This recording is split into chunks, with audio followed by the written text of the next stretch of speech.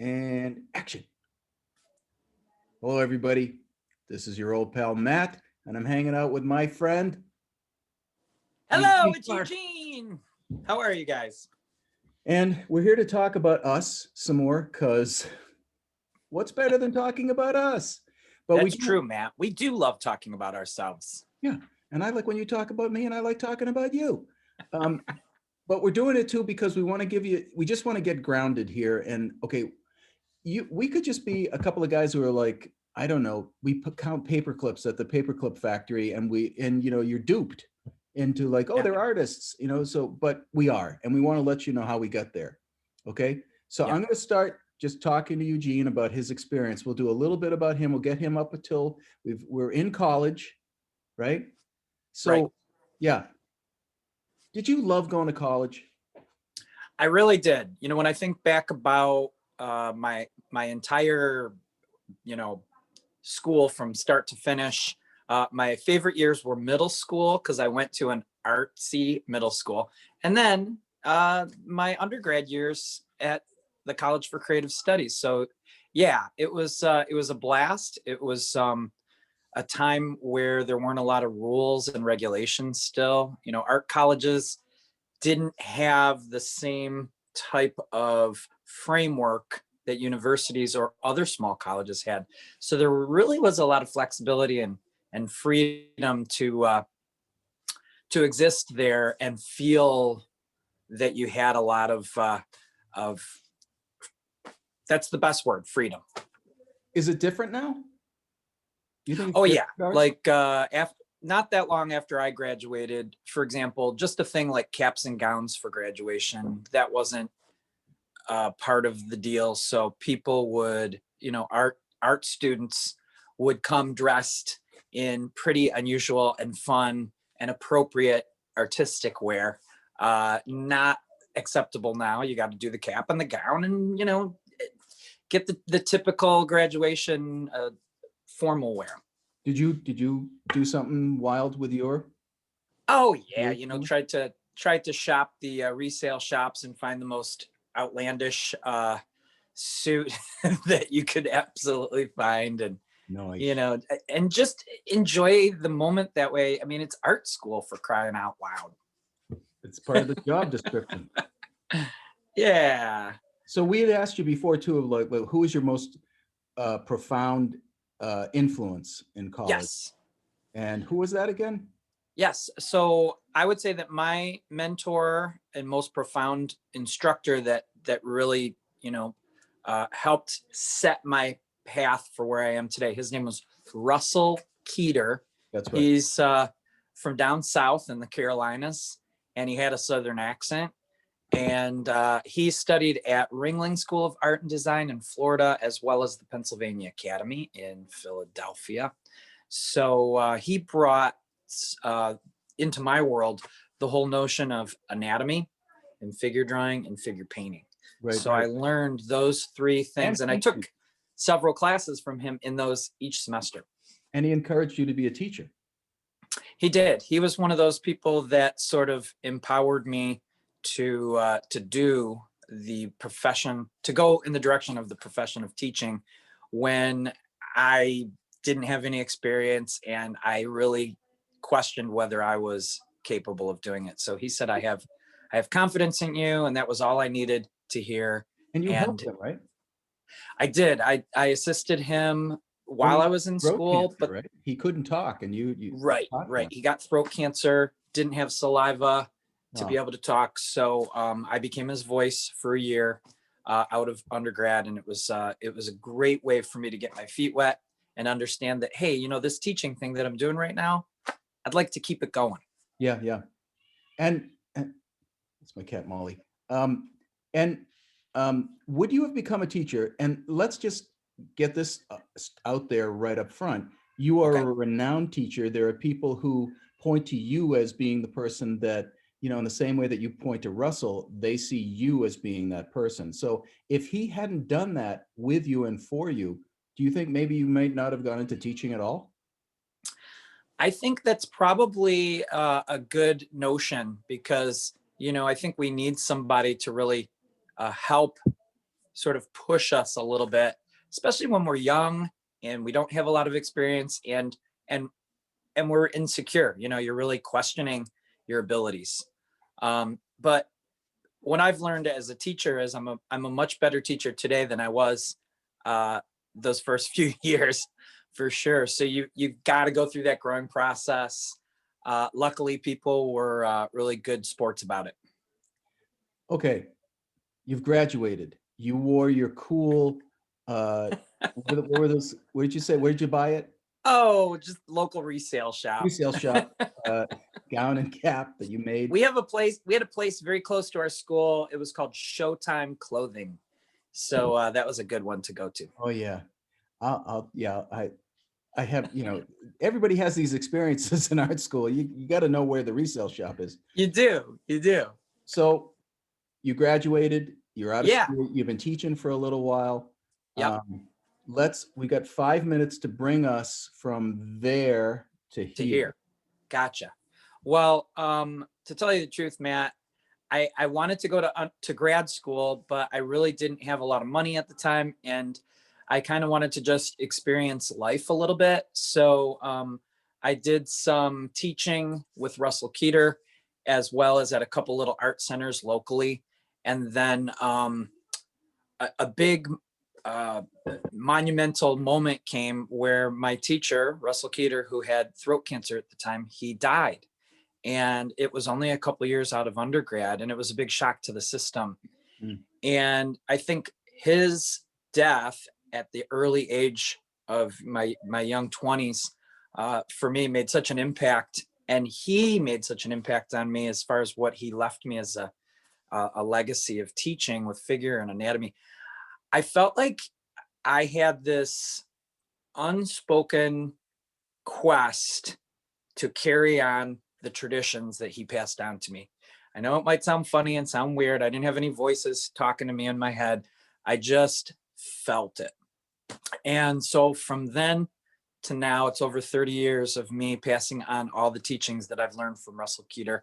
And I'm really, really happy that I could continue doing it for all those years. So yeah, I think that's my whole thing right All right, there. now, hold on, huh? We're not done yet. I did go to grad school though, because when he died, they replaced him with someone that wasn't as anatomically based, and I thought, I'm gonna apply for this job. And I remember getting turned down, and when I contacted whoever was in charge just to ask questions, they said, "Do you have your master's?" And I said, "No." And they said, "Well, there you go." So the next day I applied for grad school. You would figure that out. I was like, that's it. I'm doing this thing. So I started at Cranbrook, spent a year there in printmaking, because I did a lot of printmaking in addition to the other stuff. And then I segued over to Wayne State University because there was a teacher there, John Hegarty, who was a figurative painter, did a lot of drawings, taught anatomy, and he reminded me a lot of Russ Keeter in what he was bringing to the table. And so after a year at Cranbrook, I decided to jump ship and head over to Wayne to study with one of the greats who, I caught him at the tail end of his tenure. So it was really cool to get a chance to do that. That must have been a big deal to shift from Cranbrook to Wayne State, was it? Was it like It was probably the best decision but I ever made, because, you don't know what is going to be the right scenario for you sometimes till you're there. And it just wasn't the right fit for me as far as wanting my interests and what I wanted to learn. And I credit Cranbrook for helping me to think conceptually. That was the main focus over there. And I didn't know anything about conceptual art or thinking. So it really changed and turned my whole mindset into how to talk about art, how to think conceptually, how to build from a conceptual idea into an art piece that's going to have this foundation and certain meaning to it. So I love the fact that I have that experience to bring to the table now. But what was cool about Wayne is, and I know we're coming down to the wire here, so I'm just going to say, going to Wayne State, I loved having a studio in the Cass corridor, and I could walk through the alleyways and rummage through the dumpsters, grab stuff, take it up to my studio, and work right on it. And it was like, oh my gosh, I'm home. I'm home. So Right. there's something about the urban decay that really affected me in a positive way. So I integrated that into my art, and I just loved it. And you became a fine artist, a sculptor, a painter, a teacher. You are all Yes. of the above. Anything else?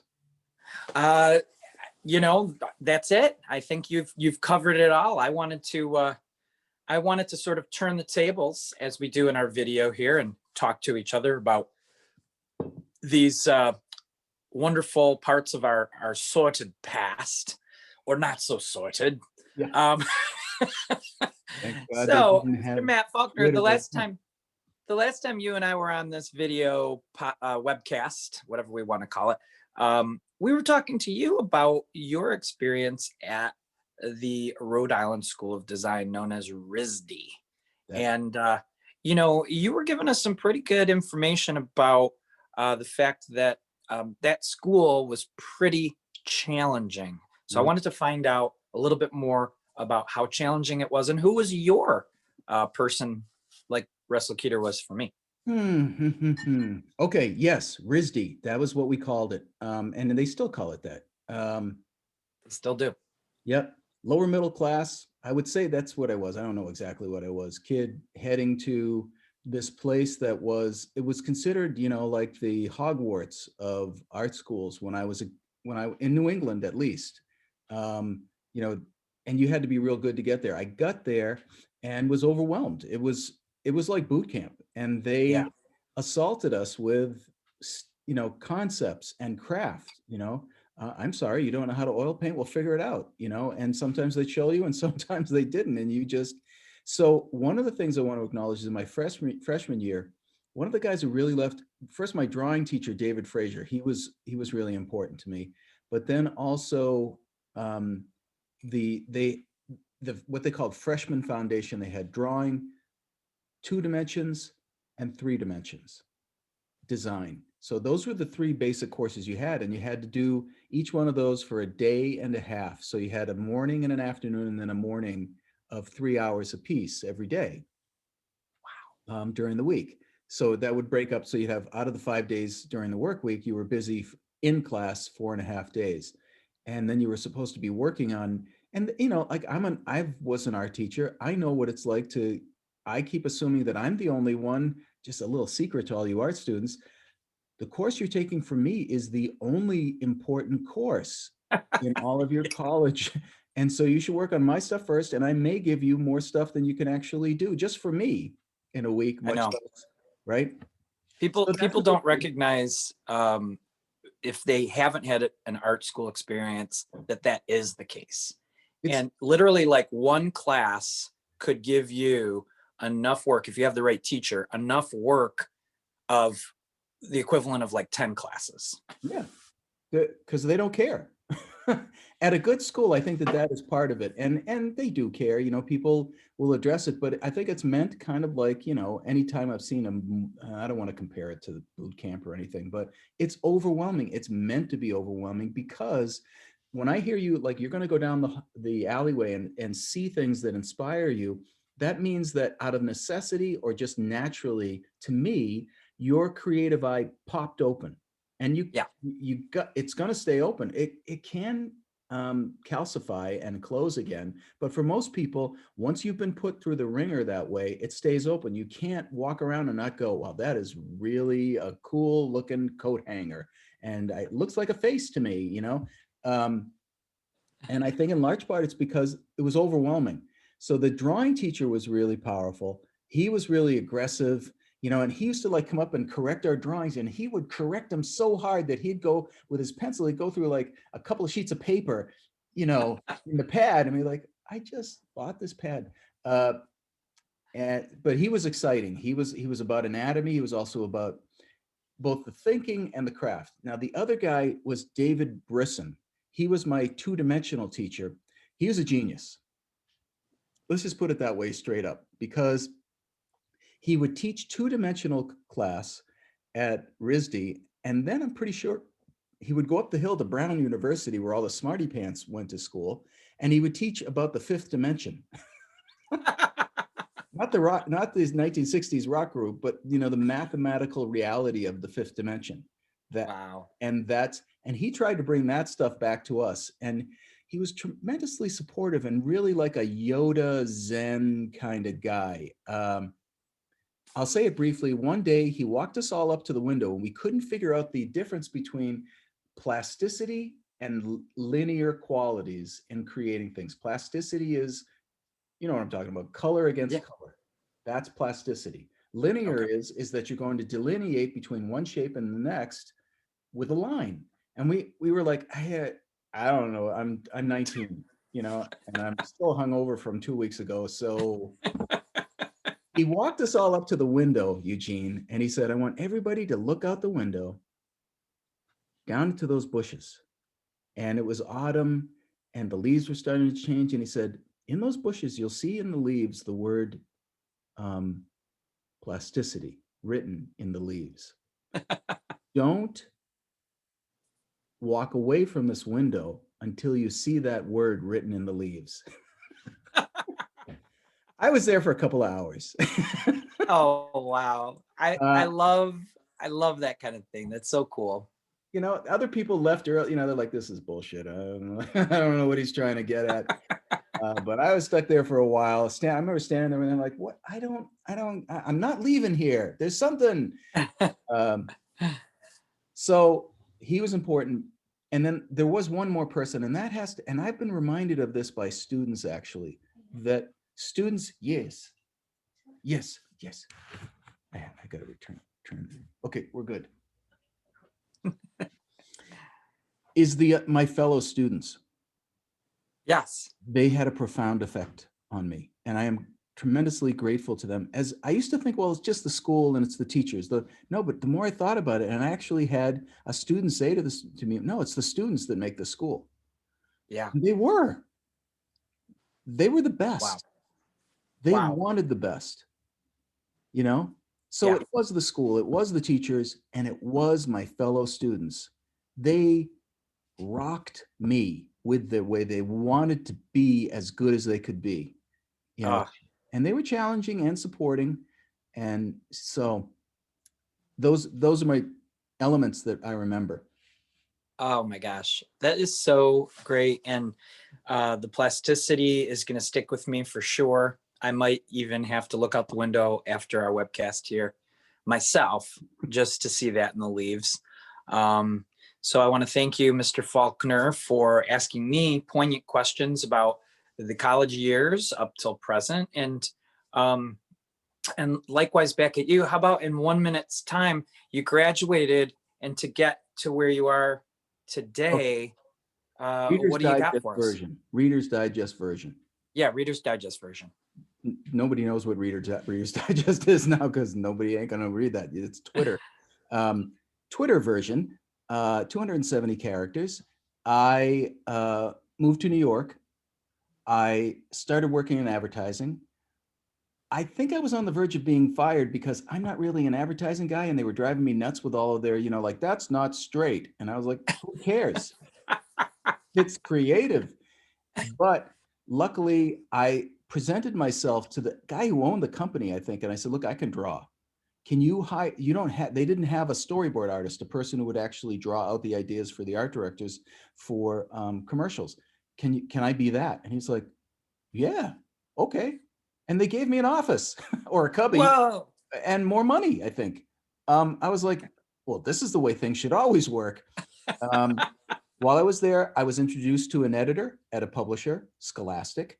They hired me to illustrate a book. And then they said, do you have any ideas? And I was like, wait a minute, you want me to come up with stories to illustrate? Yeah. So I wrote and illustrated my first book, which was called The Amazing Voyage of Jackie Grace. And that was my first picture book. And I've been doing those, illustrating my own work, but mostly illustrating other people's work since the first book came out in 1986. So I'm a geezer. And 6 years ago, my first graphic novel came out. I've lived in multiple places in the country, in Detroit near my pal Eugene, in New York City, Pittsburgh, and California, San Francisco Bay Area, because I could, because my business, I gave myself the freedom to do that.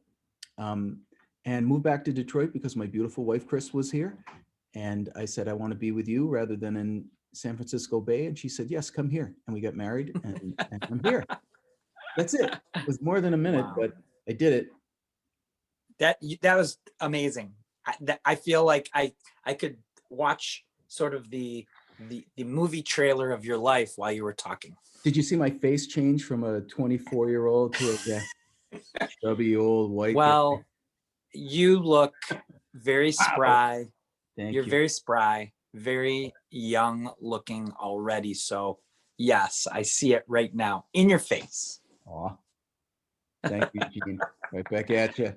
All right, what are we doing? Are we going to close? So how do we wrap this thing up?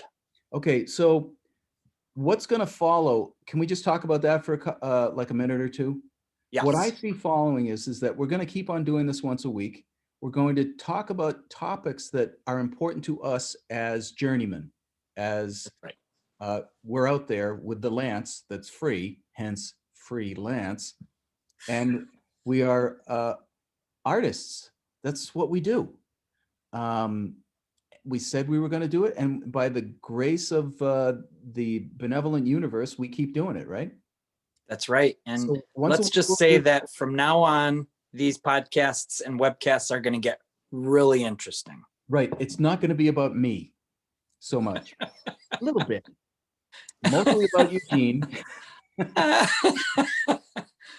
we're going to talk about materials, right? We're going to talk about methods. We're going to talk about the ideas of being creative, the styles, the movements of creativity.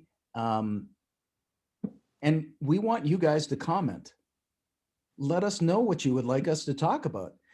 Because Eugene and I are actually, I'm doing a lot of talking here, Eugene. I'm going to stop in a second. But Eugene and I are actually, if the world had its say, we're in two different parts of the creative world. Eugene is a fine artist, and I'm primarily an illustrator. Okay. That never mattered to me or Eugene, and it doesn't matter to me in that way either. I'm, if somebody wants me to make a sculpture, I just make it. I don't care what, and if somebody wants Eugene to illustrate a book, he's going to do that, because that's what we do, right? That's what we do. Right. So that's the subject matter. And right, we want people to comment, right? We want people to I think comments, please, by all means, hit us up with some comments. However you see fit, go to our website and email us, or find us on social media, or you can comment right on these video webcasts. Yeah. All right. Are you good? I'm good. I'm good. And don't forget, Matt and I will be announcing our big workshop coming up. Right. We're just in the planning stages, and when we get that set, it's gonna be great. Boom. We're gonna have some like theme song and closing credits and stuff. All right, so just imagine, because they're all creative people out there, a really cool theme song starts right now, and the credits, they're animated and they're multi-million-dollar credits, and just imagine. And the music goes, Matt and Eugene are cool art dudes. They're gonna talk about art and all the stuff that you want to know. This is what's going to happen, people. So if you tune back in, it's just more of this. Okay, keep on with it and up the volume on the theme song. And Matt and Eugene, cool art dudes, they're going to talk about art and all the stuff that you want to know. And cut. Goodbye. Bye, everybody.